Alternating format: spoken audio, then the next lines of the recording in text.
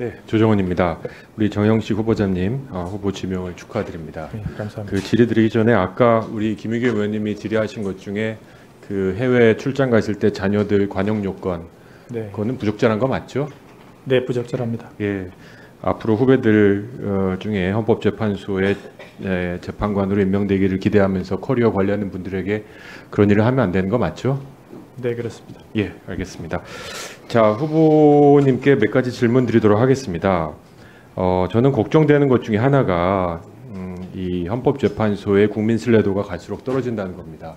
알고 계시죠? 그 지금 잘하고 있다는 26%고 못하고 있다는 62%, 뭐 압도적으로 못하고 있다가 많습니다. 그 이유가 뭐라고 생각하십니까? 아무래도 헌법재판은 이제 정치적인 사건들이 많이 올 수밖에 없고 그러다 보니까 그 재판 결과가 첨예하게 대립이 될 수밖에 없습니다. 그러다 보니 서로 이제 자, 그러면 정치적, 제가 끊어서 죄송합니다만 시간 관계상 네네. 짧게 답변 부탁드립니다. 맞습니다. 그것도 전 두세 가지 이유를 드리고 싶은데요. 네. 하나가 이제 굉장한 국회가, 저는 국회도 일부 책임이 있다고 봅니다.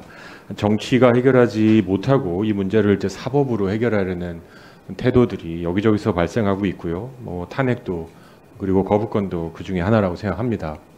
그래서 제가 질의드린 게 헌법재판소에 최근 집중되는 정치적 사건들에 대한 후보자의 견해 답변을 잘 주셨는데 굉장히 눈에 띄는 부분이 있습니다. 이제 정치적 사건에 대한 재판을 하는 경우 헌법과 법률 그리고 객관적 양심에 따라 결론을 도출하겠다 그랬습니다. 우리 법에는 이제 객관적이라는 표현은 없고 양심에 따라라고 되어 있는데 굳이 여기다가 객관적이라는 표현을 쓰신 이유가 뭡니까? 그러니까 그거는 이제 보통 말하듯이 개인의 양심, 그러니까 본인이 생각하고 있는 양심과 그리고 직업적인 양심이 약간 차별화된다고 생각을 합니다. 그래서 자, 그러면 헌법재판소 재판관으로 따라야 될 것은 사회적 양심입니까? 개인적 양심입니까? 사회적 양심입니다. 사회적 양심입니까?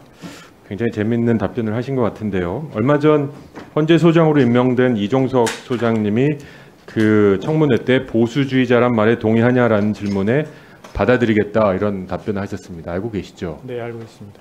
똑같은 질문 드리고 싶습니다. 우리 정 후보님은 보수주의자십니까? 저는 그렇게 생각하지 않습니다. 본인은 보수주의자라고 생각하지 않으십니까? 제가 아까도 얼핏 말씀드렸지만 모든 그 진보와 보수를 바라보는 시각은 본인들이 가지고 있는 시점에서 바라보는 것이기 때문에. 자, 그러면 무슨 말씀인지 알겠고요. 네. 근데 저는 이렇게 생각합니다, 후보님.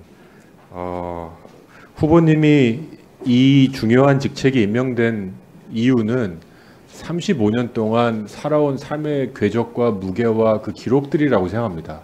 그렇죠? 네. 그래서 재판관이라는 헌법재판소 재판관이라는 중직을 맡으셔도 예측 가능하고 우리 사회가 받아들일 수 있는 판결을 할 가능성이 가장 높은 분이기 때문에 지명을 했다라고 저는 예측합니다. 맞겠죠? 네. 그냥 제비뽑기 한 거 아니잖아요. 네, 그렇습니다. 그러면 임명된 뒤에 이 청문회를 통과하고 임명된 뒤에 기존의 생각과 틀에서 벗어나면 안 된다고 생각해요. 네, 그렇습니다. 그렇게 아니 그러면 임명권자의 예측을 불가하게 만드는 거잖아요. 그렇죠? 네, 그렇습니다. 따라서 지금까지 해왔던 여러 가지 판결들, 발언들, 그리고 행위들, 도덕성이 이 임명되고 재판관으로 활동한 기준 동안 유지될 거라는 확신이 있는지를 검증하는 거지 사람이 바뀔지를 검증하는 건 아니잖아요. 네. 제가 볼 때 우리 후보님의 판결은 어느 정도 예측 가능하고 또 이 관점에서 저는 변하시지 않았으면 좋겠다는 생각이 듭니다. 특히 이제 사회적 약자에 대한 배려 많이 하셨고 또 사형제에 대한 입장도 말씀하셨는데 저는 자신감 있게 이 청문회에서 말씀하셔야 된다고 생각합니다. 저는 보수주의가 나쁜 것도 아니고 진보도 나쁜 거 아니라고 생각합니다. 객관적 양심이란 것도 저는 아무리 헌법재판소 재판관이라도 정치성이 없을 수 없다고 생각합니다. 물론 특정 정당이 잘 되길 바란다 이런 정치성은 아니고요. 우리 사회가 앞으로 어떻게 나가야 될지에 대한 가치관이 없다면 그게 어떻게 우리 사회를 이끌어가는 엘리트고 중직을 맡을 사람이겠습니까? 저는 이거에 대해서 너무 부끄러웠거나 감출 필요는 없다고 생각이 듭니다. 그런 면에서 저는 이종석 소장이 보수주의자란 말을 받아들이겠다. 이거는 의미가 있다고 생각하고요.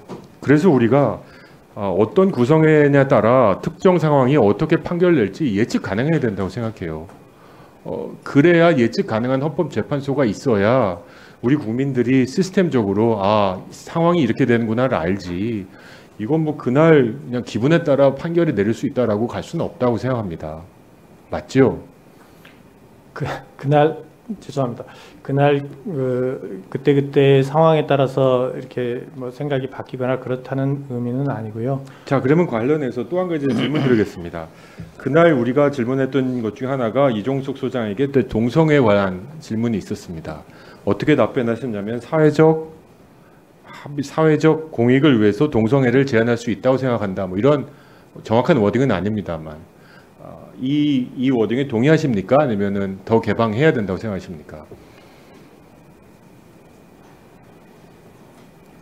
공익적 필요가 있다면 제한을 할 수 있다고 생각합니다. 알겠습니다. 자, 두 번째는 외국인에 관한 정책입니다. 우리 대한민국에서 지금 외국인에 대한 여러 가지 논리가 많이 일어나고 있습니다. 뭐 국적을 취득한 외국인은 당연히 어떤 차별도 없어야 된다고 생각합니다. 하지만 이제 외국인 국적으로 살아가고 있는 외국인에게 지금 형평성에 맞는 상호주의에 맞는 투표권 제한도 지금 발의가 된 상태입니다. 이거에 대해서는 어떻게 생각하십니까? 투표권까지 상호주의에 대한 투표권 제한 내용 아시죠? 그건 제가 미처 파악하지 못하고 있었습니다. 예, 그러니까 우리나라 국민이 외국에서 투표권을 행사할 수 있는 나라에 한해서만 네. 우리나라에서도 투표권을 행사하게 하자라는 거죠. 네, 그 상호주의 원칙을 적용하자는 어떻게 생각하십니까? 일리가 있다고 생각을 합니다.